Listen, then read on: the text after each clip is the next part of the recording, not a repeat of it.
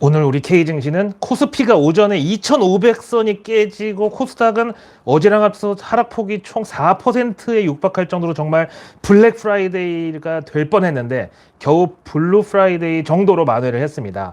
외국인들은 벌써 9월도 이제 오늘 22일인데 아마도 이제 9월장 들어서 순매수를 했던 적이 한 번 아니면 두 번 있었을까 싶을 정도로 거의 매일매일 우리 K 주식을 내던지고 있습니다.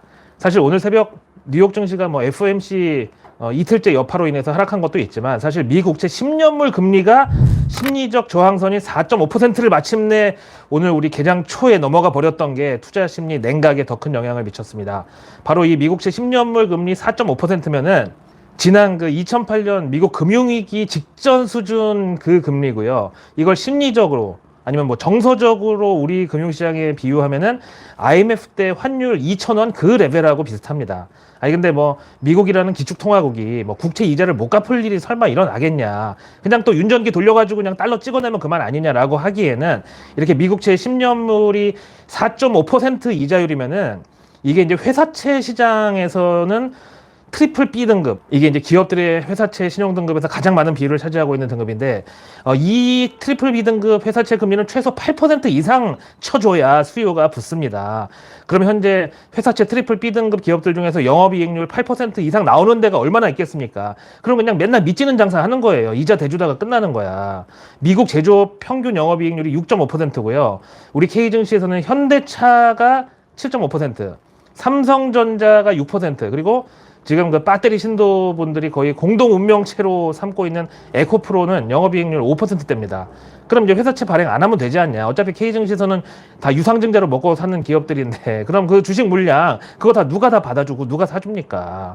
국내 금융사들 외화 차입금 대부분이 달러인데 다 떠나서 국내 4대 은행 달러 차입금만 합쳐도 50조 가까이 됩니다. 그럼 그 이자는 도대체 뭘로 충당하냐고. 그리고 국내 4대 은행이 이 정도면 나머지 뭐 3금융권, 캐피탈 뭐 이런 데는 말할 것도 없어요.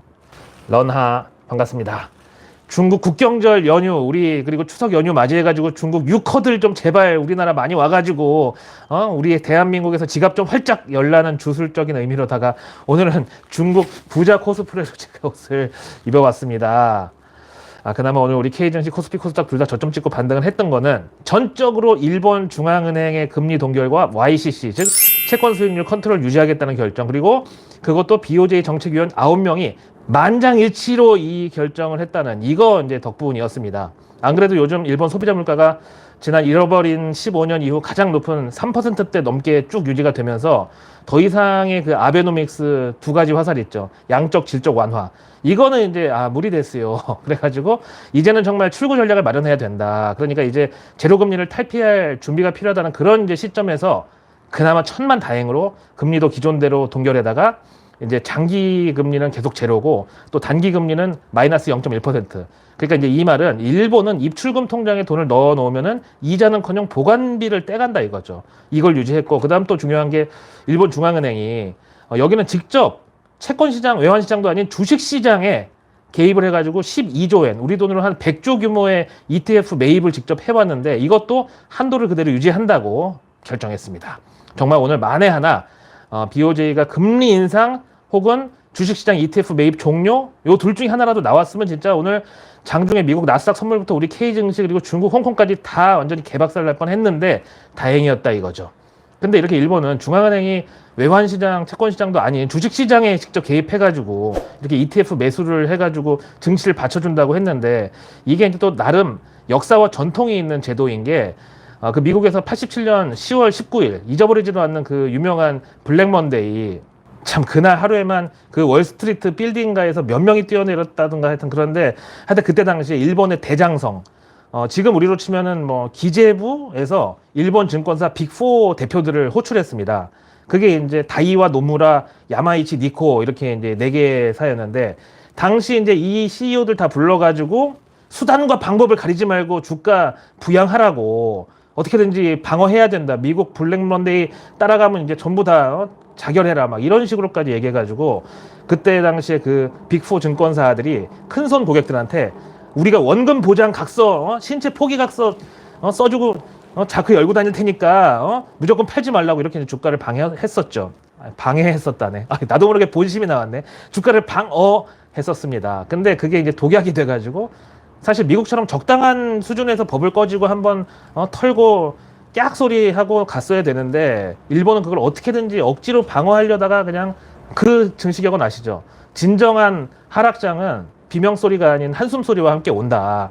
하여튼 그래가지고 일본이 결국 그 블랙먼데이 2년 뒤에나 결국은 버블이 터지면서 잃어버린 10년도 계속 연장전을 가가지고 한 15년을 정말 내리막길로 접어들었죠. 당시에 그 잘 있죠. 재팬 에어라인. 이게 퍼가 400배까지 갔었고요. 어디서 많이 보던 PER 아닌가요? 에코프로 PER. 그리고 당시 일본 야쿠자들이 야 이거 동네 빠진거보다 주식 투자가 돈 더 잘 된다고 해가지고 아예 투자회사 차려가지고 야쿠자가 굴린 자금만 1,700억 엔, 우리 돈으로 1조 넘는 주식 투자를 했었고요. 그 다음에 또 유명한 사람 중에 오노우에 누이라는 그 이름은 좀 푸근한 누이 같지만 실제로는 유명한 룸사롱 마담이 있었는데 아예 자기네 술집을 그 큰 손들 주식 상담하는 그런 상담소로 운영을 했고요. 여기 이제 야마이치 증권이 이 룸사롱에 직접 직원을 파견해가지고 그 자리에서 직원이 앉아서 전표 쓰고 뭐 전화로 주문 넣고 매수매도 주문도 체결해주고 그런 업무를 야마이치 증권 상주 직원이 거기 룸사롱에 나와서 처리했대. 근데 거기서 이제 하도 온갖 작전 모의, 돈 세탁, 환치기, 막 불법 사채 대출 이런 게 막 다 이루어지니까 나중에 이제 도쿄 경시청에서 수사하고 다 잡아가고 막 그랬죠. 그때 이제 일본 아주머니들 사이에서 유행했던 게 바로 그 오노우에 누이처럼 나도 될 수 있다 해가지고 주식 강의랑 리딩방, 뭐 차트 강의 이런 것들인데 거기서 맨날 가르치던 게 일목균형표, 뭐 쌍봉, 양봉, 데드크로스, 뭐 사카키바라 기법, 뭐 이런 분석인데 그게 30년 지난 지금까지도 K 마바라들은 이걸 써먹고 있어. 일제 잔재인 줄도 모르고.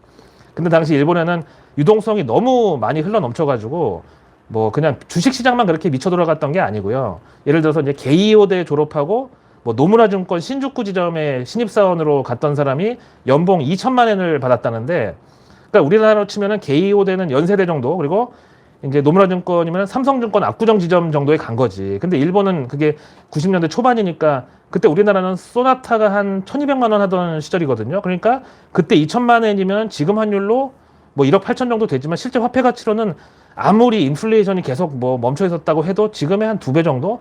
한 3억 중반대 정도가 증권사 대졸 초임 연봉이었었다. 이렇게 봐야죠. 거기다가 이제 당시 일본 그 버블 경제 때는 대졸자도 이제 취업난이 아니라 오히려 구인난, 기업들이 사람을 못 뽑아가지고 하여튼 도쿄 인근에서 대학만 나오면은 어디든지 다 원하는 곳에 취직을 할 수 있었다는데 이제 보통 대학교 4학년 올라가자마자 이제 기업에서 미리 막 3월달, 4월달부터 막 모셔들 가니까 어떤 일본 대기업 그 계열사, 무역상사 이런 데는 아예 4학년 초반에 입사를 시켜.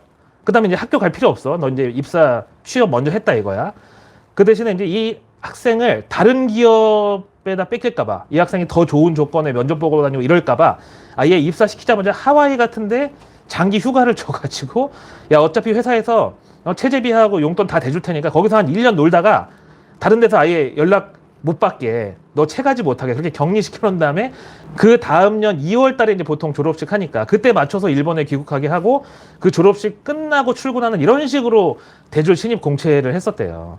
하여튼 그러다가 이제 버블 붕괴돼 가지고 정말 큰 고통을 치렀던 일본인데, 지금 만약에 이런 버블 기미가 보인다고 하면 절대 일본 중앙은행이 이걸 가만둘 리가 없죠. 근데 하여튼 이번에 완화 기조를 한 번 더 뭐 연명하기로 했다니까 이제 연준이 조금 매파적으로 나온다고 해도 일본 중앙은행이 계속 완화 기조라고 하면은 그나마 유동성 환경이 갑자기 한겨울 엄동설한으로 내몰리진 않을 것으로 저는 봐요.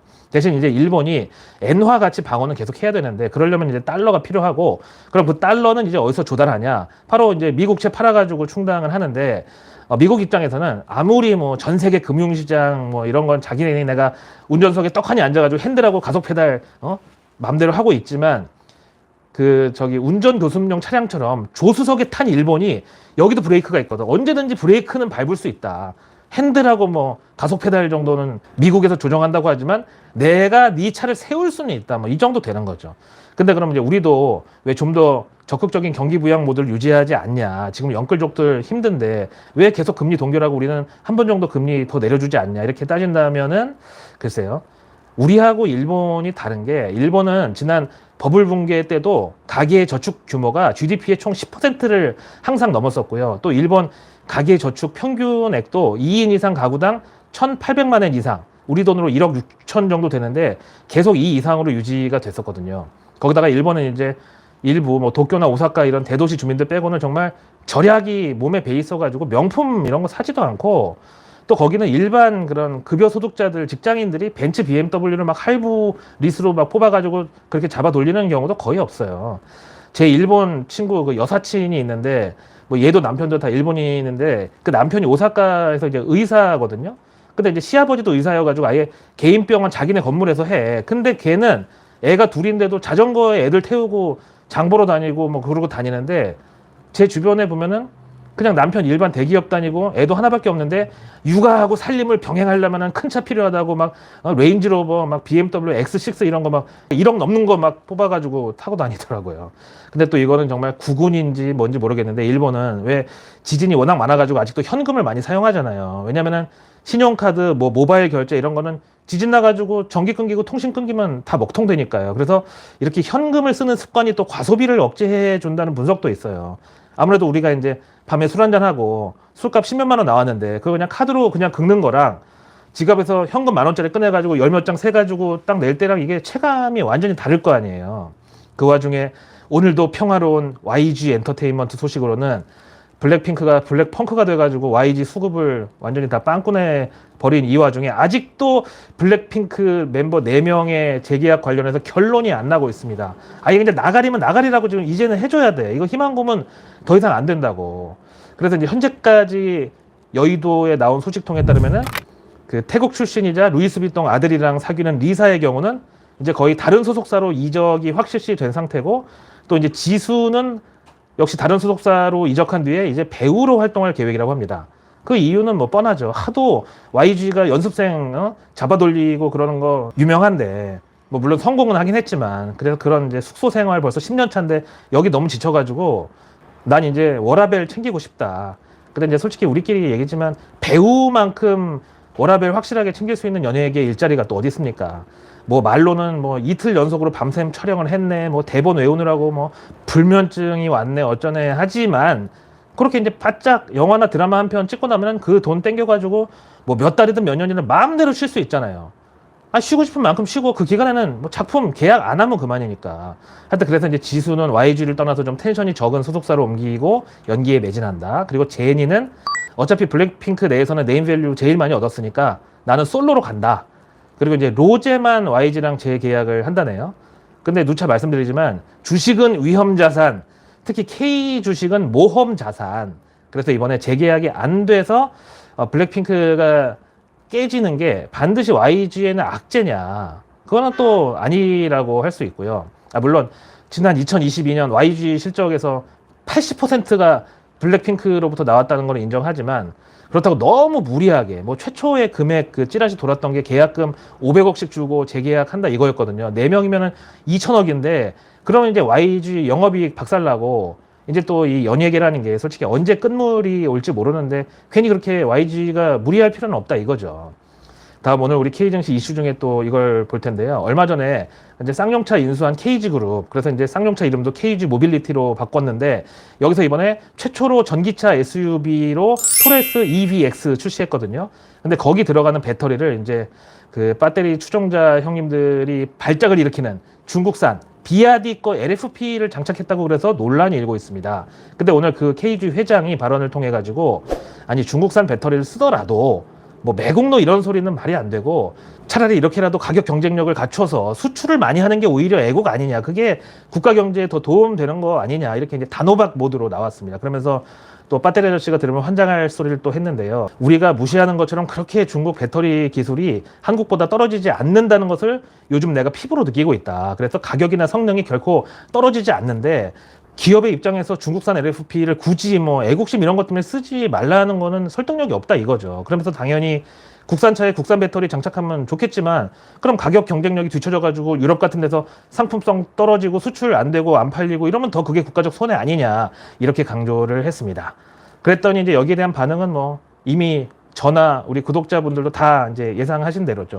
매국노냐, 그냥 배터리를 못 구해서 어쩔 수 없었다고 하든가 뭐 이러니까 쌍용차는 안 사는 거다. 그다음에 정부는 이 쌍용차에 전기차 보조금 절대 주지 마라. 공산당 뒷돈 대주는 거다. 그리고 또 이제 이럴 때 항상 등장하는 어떤 짧지만 임팩트 있는 악플이죠. 너나 타라. 이렇게 반응이 나왔어요. 하여튼 이제 국내 전기차 제조 뭐 3사, 그러니까 현대차, 기아, 이 KG 모빌리티, 여기도 이제 LFP 배터리 채택이 점점 이제 늘어만 갑니다. 근데 기업의 입장에서는 가격이 싸고 성능은 같은데 안 쓸 이유가 없지 않냐, 뭐 이런 논리니까. 그 와중에 이제 CRU 리서치에 따르면 올해 중국 배터리 생산 능력은 1,500기가와트 시에 달할 것으로 예상하는데, 이 정도면 총 전기차 2,200만 대에 갖다가 꽂을 수 있는 그런 전기차 배터리고, 근데 정작 올해 중국차 전체에 탑재할 수 있는 배터리 용량은 636기가와트시라서 이거의 3배가 넘는다는 거야. 그럼 그 남는 배터리를 어디다 팔겠습니까? 또 이제 중국의 주특기 있잖아요. 과거 LED, 디스플레이, 태양광 패널, 이렇게 대규모 덤핑 공세, 이걸 이제 예상할 수밖에 없어요. 과연 이거를 애국심만으로 대처가 가능한 그런 사안이냐 고민이 필요해 보이는데, 하여간 그 CRU에서 분석한 자료가 이제 LFP 배터리 수요는 지난 2022년도까지는 거의 90%가 이제 중국 수요였는데, 향후 2045년까지 중국은 절반 미만으로 비중이 줄고, 대신에 유럽, 북미, 동아시아 이런 시장의 LFP 비중이 거의 58%까지 확대될 것이라는 예상입니다. 이런데도 에코프로는 또 그 머티리얼즈 자회사 상장에 나선다고 하잖아요. 그 기대감만으로 에코프로는 다시 100만 프로는 기본으로 가야 된다 이러고 있는데, 지난 코로나 때 카카오뱅크, 카카오 게임즈, 카카오페이 각각 상장 직전에 뭐 카카오가 대주주니까 본진은 카카오를 사야 된다고 그래가지고 카카오 사자고 카카오 더 올라간다고 주장하던 마바라들은 도대체 뭐 학습 효과라는 게 없나요? 이 인간들은? 오늘 그 카카오 사상 최저가 찍었습니다. 무려 44,800원. 코로나 동학개미운동 때 17만 원 넘어갔었죠. 그리고 LG화학에서 LG에너지솔루션 분할 상장할 때 LG화학에다가 이거 호재라고 뭐 지분법 평가 이익이니 뭐니 어디서 피터 린치 집단 린치 당할 그런 개소리를 막 그 지저댔던 게 쪽팔리지도 않나 정말.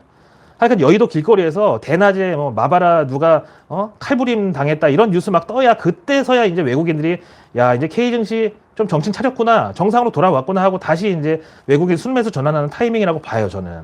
아니 이놈의 K 증시는 도대체 언제쯤 정상화가 될까?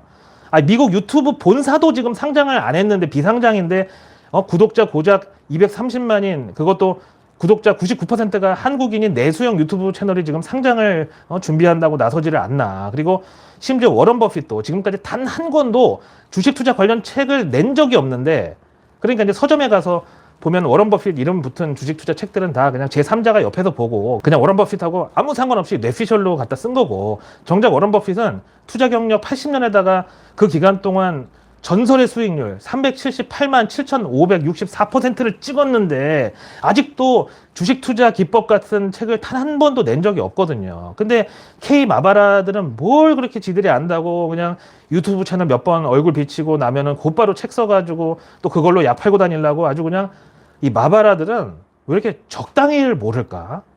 참 정말. 근데 대한민국이 오죽하면 애국가가 4절까지 있겠어. 나는 그런 나라는 처음 봤어.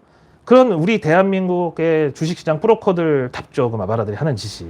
근데 아직도 주식 처음 하는 이제 장년층 그 분들은 뭔 선생님, 무슨 분리, 무슨 대표님, 무슨 프로님, 아직도 이 난리들을 치고 있으니 정말 답답하기 그지없습니다. 유튜브 댓글에 보면은 다들 이제 눈도 잘 안 보이셔가지고 맞춤법도 다 틀리고 막 띄어쓰기도 막 이상한 데서 띄고 막 몇 칸 띄었다가 막 한글도 막 이상하게 막 써 보면은. 근데 저는 그 중에서 무슨 선생이 제일 악질이라고 생각해. 아니 나이 70 먹고 아직도 회원가입비 받아먹고 종목 추천해가지고 입에 풀칠하는 인간을 도대체 왜 믿고 따르는 거예요? 뻔하잖아. 그런 마바라 주식 장사치로 반평생 넘게 주식시장 주변에서 그렇게 기생해온 인생이. 자, 어제 FOMC 때문에 이번 주 내내 지금 외국인 매도세에 시달리고 있는데 과연 다음 주에는 달라질까요? 이제부터 내일 뉴스 미리 보기에서는 이런 외국인 매도세가 과연 언제 멈출지에 대해서 중점적으로 다뤄보려고 합니다. 특히 이번 FOMC 뭐 금리 동결, 이거는 거의 모든 사람이 예상했던 정말 난이도 일자리라고 우습게 보면 안 된다고 내일 뉴스 미리 보기에서 얘기했잖아. 실제로는 연준이 올해 남은 3번 FOMC 중에 한 번을 그렇게 뻔하게 헛되게 쓸 리가 없다고. 연준은 지금 그 증시든 주가든 하여간 현재 서머랠리 이후로 이나마 버티는 것도 마음에 안 들어서 죽겠다고 정말 꼴보기 싫어서 막 미치겠다고 그런 심정이라고 이번 주 초부터 내일 뉴스에서 미리 다 얘기했잖아. 하여간 우리가 지금 K증시에 불 붙은 거 끄기에도 급급했던 와중에 사실 지금 연준이 갑자기 매파적으로 나오는 이유에는 바로 이게 저는 제일 큰 변수라고 보는데, 뭐 변수라 쓰고 변심이라 읽는다. 바로 사우디 빈살만이 바이든과 약간 화해 기류를 내비치는가 했는데 역시 이 중동 성님들이 한번 빡치면은 확실하게 조지는 그런 기질이 좀 무섭죠. 지난 8월에 중국이 주도하는 탈달러 반미 연대를 표방하는 브릭스 기구에 요 사우디가 참가국으로 들어갔고, 이미 뭐 올해 초부터 중국을 비롯한 이 브릭스에 관심 있던 나라들이 미국 국채를 다 팔아치우기 시작했는데, 그 와중에 중국 이상으로 미국채 많이 던져버린 게 사우디였어요. 그럼 이제 이걸로 피해를 보는 사람들이 나오면은 기업이든 인간이든 다 누굴 원망하겠어? 당연히 바이든이지.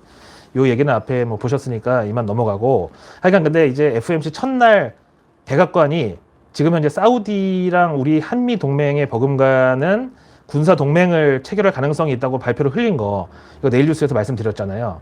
그러면서 만약에 이게 바이든의 어떤 잔대가리, 그러니까 사우디랑 중국을 어떻게든지 회방 놓으려는 그런 개수작이거나 아니면 몰래 사우디 또 뒤통수를 치려는 공작이라는 게 들통나면은 빈살만이 이번에야말로 진짜 바이든 눈에 모래를 한 주먹 던질 것이다. 가만 안 둘 것이다. 그래서 내 눈에 흙이 들어가기 전에는 바이든 내 놈하고는 손 안 잡는다. 대신 네 눈에 내가 흙을 넣어주겠다. 이렇게.